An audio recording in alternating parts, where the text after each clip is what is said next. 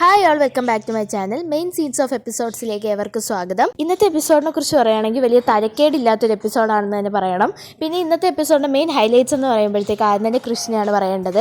അതായത് കൃഷി തൻ്റെ പ്രണയം അങ്ങനെ വീട്ടിൽ അവതരിപ്പിച്ചിരിക്കുകയാണ്. അവതരിപ്പിക്കുന്നത് കൃപയടുത്തും ആൻറ്റി അമ്മയടുത്തുമായിട്ടാണ്. പിന്നെ വേറൊരു നമ്മൾ ആരും പ്രതീക്ഷിക്കാത്തൊരു ഹൈലൈറ്റ് ഉണ്ട് ഇന്നത്തെ എപ്പിസോഡിൽ.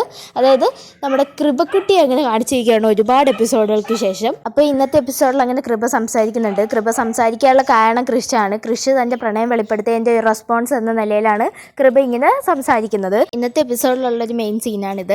അങ്ങനെ കൃഷി കൃപയുടെ അടുക്കലേക്ക് പോവുകയാണ്. എന്നിട്ട് കൃപയുടെ അടുത്തായിട്ട് കൃഷി പറയുന്നുണ്ട്, എനിക്ക് മോളോട് കുറച്ച് കാര്യങ്ങൾ പറയാനുണ്ട്. സന്തോഷമുള്ളതുകൊണ്ട് വിഷമമുള്ളതുകൊണ്ട്. ഇന്നലെ സത്യം പറഞ്ഞാൽ ഞാൻ ഇവിടെ ഇല്ലായിരുന്നു. ഞാൻ രാത്രി കാട്ടിൽ അകപ്പെട്ടു പോയി. അങ്ങനെ ഞാൻ കാട്ടിലായിരുന്നു. എൻ്റെ ഒപ്പം കൺമണി ഉണ്ടായിരുന്നു. അല്ല, കൺമണിക്കൊപ്പം ഞാൻ ഉണ്ടായിരുന്നു എന്ന് വേണം പറയാൻ. പിന്നെ മോളെ, എനിക്ക് ഇന്നലത്തോടു കൂടി ഒരു കാര്യം മനസ്സിലായി. ഏട്ടൻ കല്യാണം കഴിക്കാണ്ട് മാനസയല്ല, കൺമണിയാണ് മോളെ ഏട്ടന് ഇഷ്ടം. കൺമണിയെ കല്യാണം കഴിക്കാനാ മോളെ എനിക്കിഷ്ടം. മാനസ എനിക്ക് കല്യാണം കഴിക്കണ്ട എന്ന് കൃഷി അങ്ങ് പറയുവാണ് കൃപയുടെ അടുത്തായിട്ട്. പിന്നീട് കൃഷി പറയുന്നുണ്ട്, സത്യം പറഞ്ഞാൽ ഞാൻ കാട്ടിൽ നിന്ന് വീട്ടിലേക്ക് വന്ന സമയത്ത് കൺമണിയെക്കുറിച്ച് വീട്ടിൽ പറയാമെന്നായിരുന്നു എൻ്റെ മനസ്സിൽ. പക്ഷേ ഹോസ്പിറ്റലിൽ വെച്ചാണെങ്കിൽ ഒരു പ്രശ്നം ഉണ്ടായി. അതായത് മോളെ, കൺമണിയായിട്ട് കല്യാണം ഉറപ്പിച്ച ആ വരുണില്ലേ, ആ വരുണിനെ ഞങ്ങൾ ഹോസ്പിറ്റലിൽ വെച്ച് കണ്ടു.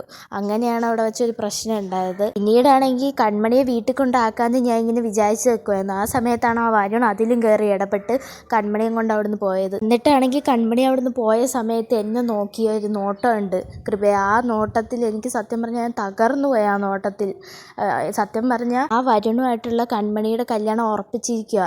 പിന്നെ അതിലാണെങ്കിൽ കൺമണിയുടെ വീട്ടുകാർക്ക് താല്പര്യമാണ്. പക്ഷേ എനിക്ക് കൺമണിയെ കല്യാണം കഴിച്ചാൽ മതി, എനിക്ക് ആ മാനസിക കല്യാണം കഴിക്കണ്ട. അങ്ങനെ കൃഷി തൻ്റെ സങ്കടങ്ങളെല്ലാം കൃപയായിട്ട് സംസാരിച്ചതിന് ശേഷം കൃപയ്ക്ക് നെറ്റിയിലൊരു ഉമ്മയൊക്കെ കൊടുത്തിട്ട് കൃഷി അങ്ങ് പോവുകയാണ്. സത്യത്തിൽ കൃഷിൻ്റെ ഈ സങ്കടം കേട്ട് കൃപയ്ക്ക് സങ്കടമായിട്ടുണ്ട്. ശേഷം കൃപ അങ്ങനെ ആ ഒരു സർപ്രൈസ് പൊട്ടിക്കുകയാണ്. കൃപ അങ്ങനെ ആദ്യമായിട്ട് സംസാരിക്കുകയാണ്. എന്നിട്ട് കൃപ സംസാരിക്കുന്ന ഇതാണ്, ഏട്ടൻ കൺമണിയെ കല്യാണം കഴിച്ചാൽ മതി, മാനസയെ കല്യാണം കഴിക്കണ്ട എന്നാണ് കൃപ പറയുന്നത്. അപ്പോൾ കൃഷി ഇതൊന്നും കേൾക്കാൻ നിന്നില്ല. കൃഷി ഉമ്മ വെച്ചതേ അങ്ങ് പോയി. ശേഷമാണെങ്കിൽ കൃഷി പോയ പാടെ നമ്മളെ നേഴ്സാണെങ്കിൽ അകത്തേക്ക് വരുന്നുണ്ട്. ആ സമയത്ത് നേഴ്സ് കൃപ പറയുന്ന ഇങ്ങനെ കേൾക്കുന്നുണ്ട്. അങ്ങനെ നേഴ്സ് ആണെങ്കിൽ പെട്ടെന്ന് സന്തോഷത്തോടു കൂടി ചിരിക്കുന്നുണ്ട്. എന്നിട്ട് നേഴ്സ് പെട്ടെന്ന് തന്നെ പുറത്തേക്ക് ഇറങ്ങിയിട്ട് എല്ലായിടത്തുമായിട്ട് പറയാനായിട്ട് അങ്ങോട്ട് പോകുന്നുണ്ട് കൃപ സംസാരിച്ചു എന്നുള്ള കാര്യം. പിന്നീട് കാണിക്കുന്ന കൃഷ്ണയാണ്. കൃഷ്ണ അങ്ങനെ റൂമിലേക്ക് ഇങ്ങനെ നടന്നു പോയിരിക്കും സ്റ്റെപ്പ് കയറി. തുടർന്ന് കാണിക്കുന്ന നേഴ്സിങ്ങാണ്. അങ്ങനെ നേഴ്സ് റൂമിൽ ഇങ്ങനെ വരുന്ന സമയത്തൊക്കെ കൃപ സംസാരിച്ചു എന്ന് പറഞ്ഞുകൊണ്ടായിരിക്കും വരുന്നത്. ആ സമയത്ത് ഈ ഒച്ചയും ബഹളവും കേട്ടിട്ട് സാഗറും സുജയും ആൻറ്റിയമ്മയും കൂടെ വരുന്നുണ്ട്. എന്നിട്ട് ഇങ്ങനെ അവർ വരുന്ന സമയത്താണെങ്കിൽ നമ്മുടെ നേഴ്സ് കൃപ സംസാരിച്ചു എന്ന് പറയുന്നുണ്ട്. ആ സമയത്ത് സാഗറിനും സുജയ്ക്കും പിന്നെ നമ്മുടെ ആൻറ്റിയമ്മയ്ക്ക് സന്തോഷമാകുന്നുണ്ട്. അങ്ങനെ സാഗർ വയ്ക്കുന്നുണ്ട്, അല്ലേ എന്താ കൃപ സംസാരിച്ചതെന്ന്. ആ സമയത്ത് ഈ നേഴ്സ് അങ്ങ് പറയുവാണ്, കൃപ സംസാരിച്ചത് ഏട്ടൻ മാനസയെ കല്യാണം കഴിക്കണ്ട, കൺമണിയെ കല്യാണം കഴിച്ചാൽ മതി എന്നാണ് പറഞ്ഞതെന്ന് ഇങ്ങനെ പറയുന്നുണ്ട്. ഈ സമയത്താണെങ്കിൽ സുജയും സാഗറും ആണെങ്കിൽ ഇങ്ങനെ ഒരു ആശ്ചര്യത്തോടു കൂടി നിൽക്കുമായിരിക്കും. പക്ഷേ ആൻറ്റിയമ്മയാണെങ്കിൽ ഇവൾ അങ്ങനെ പറയുമോ എന്ന രീതിയിൽ ഇങ്ങനെ ഡൗട്ട് അടിച്ച് നിൽക്കുന്നുണ്ട്. തുടർന്ന് കാണിക്കുന്ന കൃഷ്ണയാണ്. കൃഷി മുകളിലേക്ക് പോകാൻ സ്റ്റെപ്പ് കയറിയെങ്കിലും താഴത്തെ ഈ ഒച്ചയും ബഹളവും കേട്ട് അവിടെ തന്നെ നിൽപ്പുണ്ടായിരുന്നു. ആ സമയത്ത് കൃഷി ഇത് കേട്ടു. അങ്ങനെ കൃഷി സന്തോഷത്തോടെ ഇങ്ങനെ മനസ്സിൽ വിചാരിക്കുന്നുണ്ട്, അപ്പോൾ കൃപയെ നീ ഞാൻ പറഞ്ഞ എല്ലാം കേട്ടു അല്ലേ എന്നുള്ള രീതി ഇങ്ങനെ നിൽക്കുന്നുണ്ട്. പിന്നീടാണെങ്കിൽ ആൻറ്റിയമ്മയാണ് കാണിക്കുന്നത്. അങ്ങനെ ആൻറ്റിയമ്മയാണെങ്കിൽ ദേഷ്യം വന്നിട്ട് പൊട്ടിത്തെറിക്കുകയാണ് നേഴ്സിൻ്റെ അടുത്തായിട്ട് വന്നിട്ട്, നീ കള്ളം പറയുകയാണിത്, ഒരിക്കലും കൃപ ഇങ്ങനെയൊന്നും പറയില്ല എന്ന് പറയുന്നുണ്ട്. ആ സമയത്താണെങ്കിൽ ഈ നേഴ്സ് പറയുന്നുണ്ട്, അയ്യോ മാഡം, എനിക്കങ്ങനെ പറയേണ്ട എന്താ ആവശ്യമുള്ളതെന്ന്. തുടർന്ന് ആൻറ്റിയമ്മ പറയുന്നുണ്ട്, ഇത് നീയും കൺമണിയും കൂടെ ചേർന്ന് നടത്തുന്ന ഒരു അടിപൊളി നാടകമാണ്, എന്തായാലും ഒരിക്കലും കൃപ ഇങ്ങനെയൊന്നും പറയില്ല. ആ സമയത്താണെങ്കിൽ നേഴ്സ് തൻ്റെ സത്യസന്ധത തെളിയിക്കാനായിട്ട് ശ്രമിക്കുന്നുണ്ട്. അപ്പോഴത്തേക്കും നമ്മുടെ ആൻറ്റിയമ്മ അതൊക്കെ എതിർക്കുന്നുമുണ്ട്. ഈ സമയത്ത് പെട്ടെന്ന് നമ്മൾ സാഗർ പറയുന്നുണ്ട്, എന്തായാലും കൃപ സംസാരിച്ചല്ലോ, അതുകൊണ്ട് തന്നെ എത്രയും പെട്ടെന്ന് ലണ്ടനിലെ ആശുപത്രിയിലേക്ക് കൃപയെ കൊണ്ടുപോകണം. ആ സമയത്ത് ആൻറ്റിയമ്മ ഉടനെ തടസ്സം പറയുന്നുണ്ട്, നീ സുജ ഇങ്ങനെ ഇവള് പറയുന്ന ഈ പച്ചക്കള്ളമൊന്നും കേൾക്കല്ല്, ആദ്യം കൃപ നേരെ ചൊവ്വേ സംസാരിക്കുമെന്ന് നീ ആദ്യം പോയി നോക്കെന്ന് പറയുന്നുണ്ട്. ആ സമയത്താണെങ്കിൽ കൃപയെ കാണാൻ വേണ്ടിയിട്ട് ഈ സാഗർ സുജയും കൂടെ ചെല്ലുന്നുണ്ട്. പിന്നീടാണെങ്കിൽ ആൻറ്റിയമ്മ വൻ ഭീഷണിപ്പെടുത്തലാണ് ആ നേഴ്സിനെ. ആൻറ്റിയമ്മ കണ്ണുവിട്ട് കൈ ചൂണ്ടിയൊക്കെ ഇങ്ങനെ പറയുന്നുണ്ട്, നീ ഉണ്ടല്ലോ ഇങ്ങനെ കൃപ അത് പറഞ്ഞു ഇത് പറഞ്ഞു എന്നൊക്കെ പറഞ്ഞ് ഇവിടെ വന്ന് പറഞ്ഞാൽ ഉണ്ടല്ലോ നിൻ്റെ ജോലി ഞാൻ തെറിപ്പിക്കും എന്നൊക്കെ പറയുന്നുണ്ട്.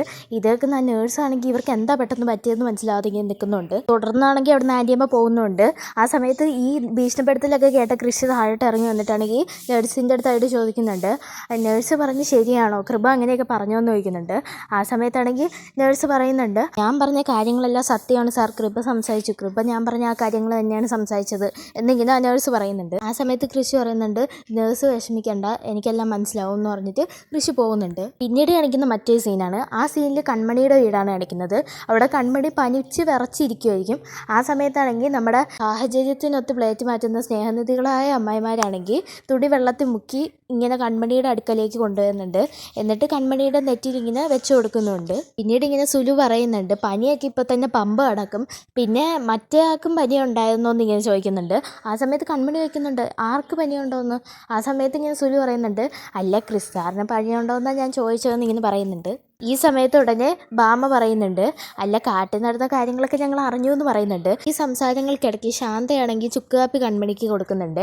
ആ സമയത്ത് സുലു ഉടനെ പറയുന്നുണ്ട്, മോളെ ഒറ്റ വലിക്ക് ചുക്കുകാപ്പി കുടിച്ചോന്ന്. ആ സമയത്ത് കൺമണി ജസ്റ്റ് ഒന്ന് ടേസ്റ്റ് ചെയ്യുന്നുണ്ട്. അപ്പോൾ ചെറിയ കയ്പുണ്ട്. അങ്ങനെ കൺമണി പറയുന്നുണ്ട്, ഇത് കയ്പ് പോലെയാണല്ലോ. ഈ സമയത്ത് സുലു പറയുന്നുണ്ട്, അതിനെ കഴിക്കാതെ പിന്നെ മതിരിക്കില്ലല്ലോ, അതിനിത് ജ്യൂസ് അല്ലല്ലോ, ഇത് മരുന്നാണ്, അപ്പോൾ ഇത് കുടിക്കണം. പിന്നീട് സുലു ഇങ്ങനെ പറയുന്നുണ്ട്, അല്ല കാട്ടിൽ നടന്ന കാര്യങ്ങളൊന്നും മോള് പറഞ്ഞില്ല. ആ സമയത്ത് ഉടനെ കൺമണി പറയുന്നുണ്ട്, നിങ്ങൾക്ക് വേറെ ഒന്നും ചോദിക്കാനും പറയാനൊന്നും ഇല്ലേന്ന് ചോദിക്കുന്നുണ്ട്.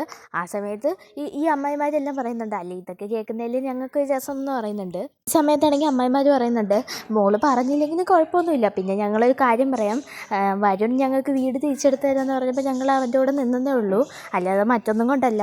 പിന്നെ മറ്റൊരു കാര്യം കൂടിയുണ്ട്, ക്രിസ്സാറും കൺമണിയും തമ്മിലുള്ള വിവാഹം നടക്കണം. അങ്ങനെ നടന്നു കഴിയുമ്പോൾ ഞങ്ങളെ സ്റ്റിച്ചിങ് യൂണിറ്റിൽ നിന്ന് ഓഫീസ് വർക്കിലേക്ക് മാറ്റണം കേട്ടോ. പിന്നെ ക്രിസ്സാറിനോട് ചോദിച്ചാൽ പണം തരും, ആ പണം കൊണ്ട് വരുണ്ട ബാധ്യത അങ്ങ് തീർത്താൽ പോരെ മോക്കെന്ന് പറയുന്നുണ്ട്. പിന്നീടാണെങ്കിൽ ഇവയുടെ സംസാരത്തിൽ നിന്ന് രക്ഷപ്പെടാനായിട്ട് കൺമണി പറയുന്നുണ്ട്, എനിക്കൊന്ന് കിടക്കണം എന്നുണ്ടെന്ന്. ആ സമയത്താണെങ്കിൽ അമ്മായിമാർ ആ മോള് കിടന്നോന്ന് പറഞ്ഞിട്ട് അങ്ങ് ഇറങ്ങി പോകുന്നുണ്ട്. പിന്നീടാണെങ്കിൽ അമ്മായിമാർ പോയ സ്പീഡിൽ തന്നെ തിരിച്ചു വന്നിട്ട് പറയുന്നുണ്ട്, പിന്നെ ഞങ്ങൾ പറഞ്ഞ കാര്യങ്ങളോട് ഓർക്കണം കേട്ടോ എന്ന് പറയുന്നുണ്ട്. ഇത് കേൾക്കുന്ന കൺമണി ഒന്ന് ചിരിക്കുന്നുണ്ട്. പിന്നീടാണെങ്കിൽ കൺമണി കൃഷിയായിട്ടുള്ള പല നല്ല നിമിഷങ്ങളും ഇങ്ങനെ ഓർക്കുമായിരിക്കും. അപ്പോൾ ഇപ്പോൾ തന്നെ കടലോളം ഓർമ്മകൾ ഇങ്ങനെ ഓർമ്മിക്കാനായിട്ട് കിടക്കുമല്ലേ കൺമണിക്ക്. അപ്പോൾ അതിൻ്റെ ഏതെങ്കിലുമൊക്കെ ഓർക്കാമല്ലോ. അതുകൊണ്ട് കൺമണിക്ക് ഏറ്റവും ഇഷ്ടമുള്ള മൊമെൻറ്റ്സ് 5-6 കൺമണി ഇങ്ങനെ ഓർക്കുന്നുണ്ട്. പിന്നീടാണെങ്കിൽ ആൻറ്റിയമ്മ മാനസയെ വിളിക്കുന്നുണ്ട്. എന്നിട്ട് മാനസയുടെ അടുത്ത് പറയുന്നുണ്ട്, നീ എത്രയും വേഗം ഇങ്ങോട്ട് വന്നേ പറ്റത്തുള്ളൂ, നാളെ തന്നെ നീ വേണം, ഇന്ന് നീ എവിടെ നിന്ന് തിരിക്കണം എന്നൊക്കെ പറയുന്നുണ്ട്. ആ സമയത്ത് മാനസ ചോദിക്കുന്നുണ്ട്, എന്താ ആൻറ്റിയമ്മ വല്ല പ്രശ്നമുണ്ടോയെന്ന്. ഇതേക്കുന്ന ആൻറ്റിയമ്മ ഉടനെ പറയുന്നുണ്ട്, ഇവിടെ പ്രശ്നങ്ങൾ മാത്രമേ ഉള്ളൂ, മെയിൻ പ്രശ്നം കൺമണിയാണ്, നീ എത്രയും വേഗം വന്നേ പറ്റൂ, അല്ലെങ്കിൽ എന്ന് കൺമണി എങ്ങനെയെങ്കിലും പുറത്ത് അടിച്ചേ പറ്റത്തുള്ളൂ എന്ന് പറയുന്നുണ്ട്.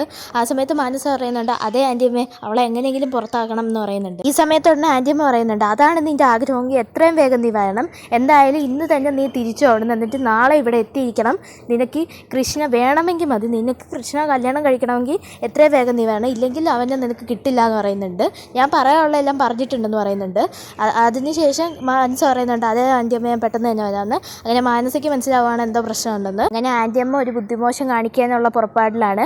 അവിടുന്ന് കുറ്റിയും പറിച്ചുകൊണ്ട് ഇവിടെ വന്ന് കുറ്റി അടിക്കാനായിട്ട് നമ്മുടെ മാനസയ്ക്ക് നിർദ്ദേശം കൊടുത്തിരിക്കുകയാണ് ആൻറ്റിയമ്മ. പിന്നീട് കാണിക്കുന്ന കൃഷ്ണയാണ്. അങ്ങനെ കൃഷ്ണ തൻ്റെ പ്രണയത്തെക്കുറിച്ച് മഹിയുടെ അടുത്ത് പറയുവാണ്. സത്യം പറഞ്ഞാൽ കൃഷിയുമായിട്ട് എനിക്കൊരു അഭിപ്രായ വ്യത്യാസമുണ്ട്. കാരണം കൃഷിൻ്റെ ഉറ്റ സുഹൃത്തും എന്നാൽ കൺമണിയായിട്ടൊരു ലവ് ട്രാക്കും വരാനുള്ള അടിസ്ഥാന കാരണം മഹിയാണ്. എന്നിട്ടും മഹിയെടുത്ത് അവസാനം പറയുന്നതിൽ എനിക്ക് അഭിപ്രായ വ്യത്യാസമുണ്ട്. നിങ്ങൾക്ക് എങ്ങനെയാണെന്ന് കമൻറ്റ് ചെയ്യുക. അങ്ങനെ കൃഷി മഹിയെടുത്തായിട്ട് പറയുന്നുണ്ട്, എടാ നിൻ്റെ അടുത്ത് എനിക്കൊരു കാര്യം പറയാനുണ്ട്, എനിക്ക് എൻ്റെ ജീവിത പങ്കാളിയായിട്ട് കൺമണിയെ തന്നെ വേണം എന്ന ആഗ്രഹം. സത്യം പറഞ്ഞാൽ എനിക്കിപ്പോൾ ബലരാമനോട് നന്ദി പറയാനാണ് തോന്നുന്നതെന്ന് ഇങ്ങനെ കൃഷി പറയുന്നുണ്ട്. അപ്പോൾ ഇതൊക്കെ കേട്ട് നമ്മളെ മഹിയാണെങ്കിൽ ഇങ്ങനെ ഞെട്ടി നിൽക്കും, ഇവ എന്തൊക്കെയാണ് പറയുന്നതെന്ന് മനസ്സിലാവാതെ.